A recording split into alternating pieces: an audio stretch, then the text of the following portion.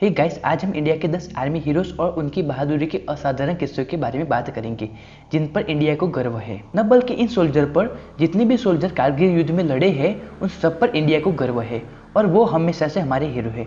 But आज हम India के 10 ऐसे सोल्जर की बात करेंगे जिन्हें महावीर चक्र और परमवीर चक्र से नवाजा है। तो गाइस, 10वें नंबर पे बात करेंगे नायक दिगेंद्र कुमार के बारे में। नायक दिगेंद्र कुमार का जन्म जुलाई 1969 को राजस्थान के सीकर में हुआ था। 13 जून 1999 को जब असॉल्ट ग्रुप अपने उद्देश्य के करीब था, तब असॉल्ट ग्रुप में यूनिवर्सल मिशन गन और हैवी गन और अन्य छोटे हथियारों के साथ भारी आग लग गई और नायक दिगेंद्र कुमार के बाह में गोली भी लगी। अपनी चोट के बाद उन्होंने एक हाथ से गोलीबारी चालू रखी और दुश्मन पर प्रभावी और सटीक लाइट मशीन गन से गन फायर किया। गंभीर रूप से घायल होने के बाद भी लड़ते रहे। यह उनकी बहादुरी और उनका साहस था। उन्हें 1999 में स्वतंत्रता दिन पे भारत के दूसरे सबसे बड़े अवार्ड महावीर चक्र से सम्मानित भी किया गया। और 9वें नंबर पे बात करेंगे लेफ्टिनेंट किसिंग क्लिफोर्ड नोग्राम के बारे में। लेफ्टिनेंट किसिंग नोग्राम का जन्म मार्च 1975 में मेघालय में हुआ था। बटालिक सेक्टर में पॉइंट 4812 पर कब्जा करने के ऑपरेशन में और साउथ और वेस्ट की दिशा की ओर हमला करने का काम सौंपा गया था। दुश्मन लगभग 2 घंटे तक हमला किया जा रहा था। उसके बावजूद अपनी व्यक्तिगत सुरक्षा को देखे बिना उन्होंने दुश्मन पर हथगोले फेंके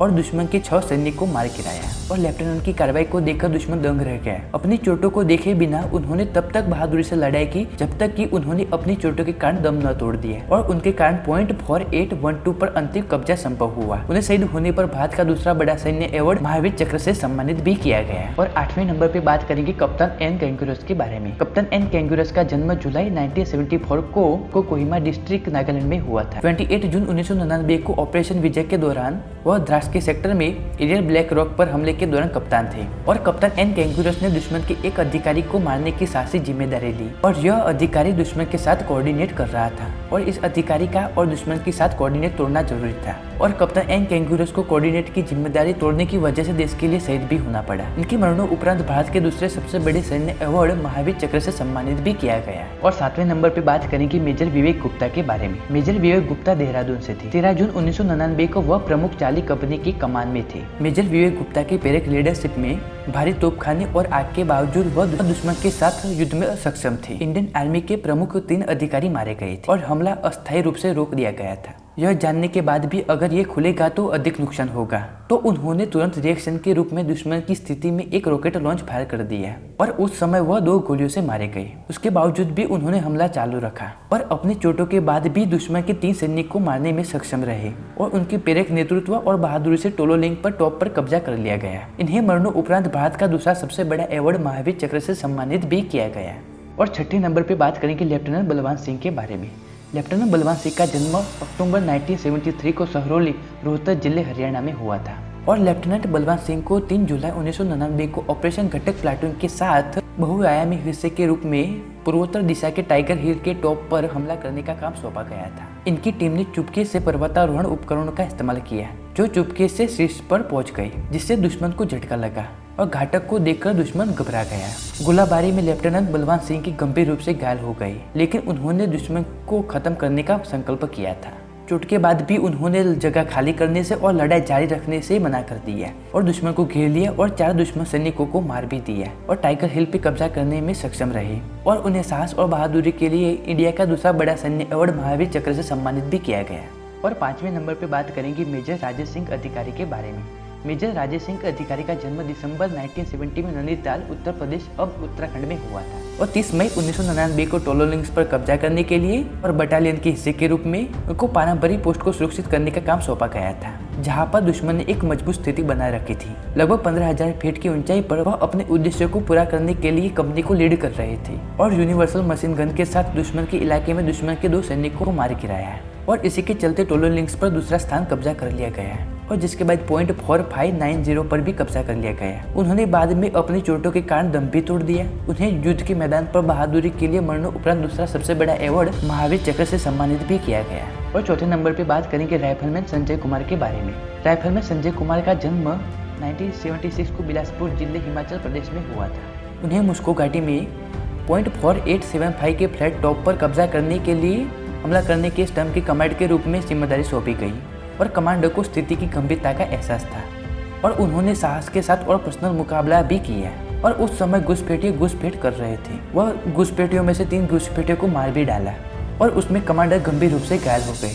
चोट के बाद भी वो दुश्मन से लड़ते रहे थे और दुश्मन आश्चर्यचकित था और दुश्मन अपनी मशीन गन को छोड़कर भागने लगे और उसी के चलते उन्हें भारत के सर्वोच्च सैन्य अवार्ड परमवीर चक्र से भी सम्मानित किया गया।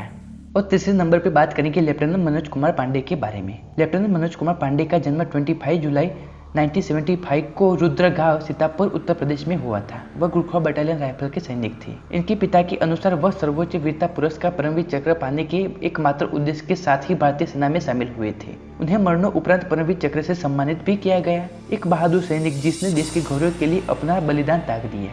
उनकी टीम को दुश्मन सैनिकों को हटाने का काम सौंपा गया था। उन्होंने घुसपैठियों को पीछे धकेलने के लिए कई हमलों का अंजाम दिया और फायरिंग जारी रखी। अंततः बटालिक सेक्टर में जुबेर टॉप और खालूबार पहाड़ी पर कब्जा कर लिया, जिसमें मनोज कुमार पांडे शहीद भी हो गए और उन्हें मरणोपरांत भारत का सबसे बड़ा अवार्ड परमवीर चक्र से सम्मानित भी किया गया। और दूसरे नंबर पर बात करेंगे ग्रेनेडियर योगेंद्र सिंह यादव के बारे में। उनका जन्म 10 मई 1980 को सिकंदराबाद बुलंदशहर उत्तर प्रदेश में हुआ था। वह परमवीर चक्र से सम्मानित होने वाले सबसे कम उम्र के व्यक्ति थे। अगस्त 1999 को नायब सूबेदार योगेंद्र सिंह यादव को भारत का सर्वोच्च सैन्य अलंकार परमवीर चक्र से सम्मानित भी किया गया।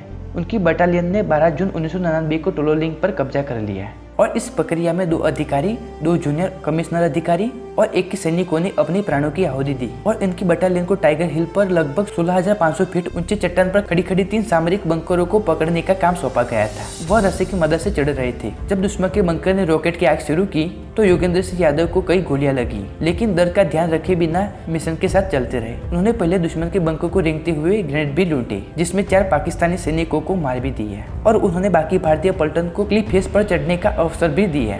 और योगेंद्र सिंह यादव ने लड़ना जारी रखा और साथी सैनिकों की मदद से दूसरे बंकर को भी नष्ट कर दिया और कुछ और पाकिस्तान सैनिकों को मार गिराया, जिसमें बाकी पलटन को आने का मौका मिल गया। इस तरह वे कारगिल युद्ध के सबसे कठिन अभियान में से एक को पूरा किया। और पहले नंबर पर बात करेंगे कप्तान विक्रम बत्रा के बारे में।